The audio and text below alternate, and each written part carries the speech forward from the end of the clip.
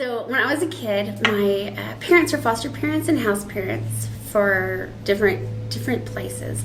They started here in Lee County as foster parents, and we had a lot of kids in and out of the house. So I got to see my parents open up their heart and their homes to these kids in need, which is amazing because they took in every single type of child. I mean, every type of abuse, every age, everything.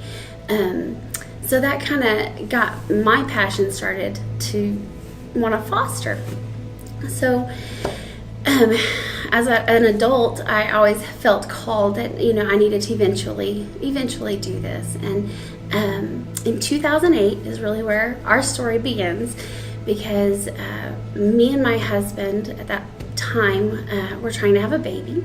And we got pregnant. We knew we were going to have a little boy, and we were so excited. So we bought brand new, with tons and tons of boy stuff. I mean, tons of boy stuff. And then I lost the baby. And then a week later, he decided he didn't want to be married anymore. So he left, which ended up being a blessing. And because he never did want to foster either. And then when my baby would have been about 6 months old, my mom called me because she was an investigator for CYFD, and she told me that this little boy needed clothes, that this grandmother was taking care of him, and they really needed stuff because they had absolutely nothing. And she wanted to know if I would be interested in giving some of the stuff away to them. And I said, you know what, just pack it all up and take it to them. So she did, and then I got licensed to become a foster parent, and it was just Ashley and I, and we had some kids come in and out, which was a blessing because I loved working with the biological families, and I loved just watching the kids grow and change right in front of my eyes. And then I got a call to pick up this little boy and little girl. It was a 21-month-old little boy and his 5-month-old sister. And so I go in there, and my heart just jumped. I'm gonna start crying.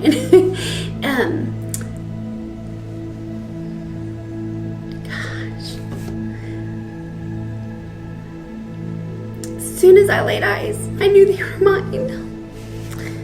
So I ended up taking him to my mom's office. She was at that point working as an investigator for APS, and I wanted to show her the kids and talk to her, and so she kind of asked a few questions, and I told her a little bit of the background, and all of a sudden her jaw dropped, and she's just like, Amy, this is the little boy that all of your baby stuff went to. And of course that brought tears and chill bumps and all kinds of things, and that was a blessing. So I got them, I got them February 18th of 2011, and the adoption was finalized for Riley and Lily May 2nd, 2012. And then the day after Christmas in 2014, I received a phone call from CYFD saying that they had just taken custody of Riley and Lily's biological twin sisters, and would I be interested in taking them? And of course I said yes. So my family grew a lot, and it's been a blessing, and I wouldn't trade a second at all. So with Christmas coming, this really gets me to thinking, and I love Christmas because I think about how Jesus came to earth and how God used Mary as a vessel to bring him to us to save the world. And then I think about how Jesus was adopted by Joseph. I mean, Joseph didn't have to take on that role as his dad, his stepdad, so to speak, but he did. And he loved him, and he taught him all the skills that he needed for life, and the skills that we still learn today, and we still need to learn and teach our children. But God was able to give his son, not only just give him, to another man to raise and to be adopted by, but God, gave him for us, his adopted children. He gave his only son for his adopted children, and we are that. And he made the greatest sacrifice ever known to man.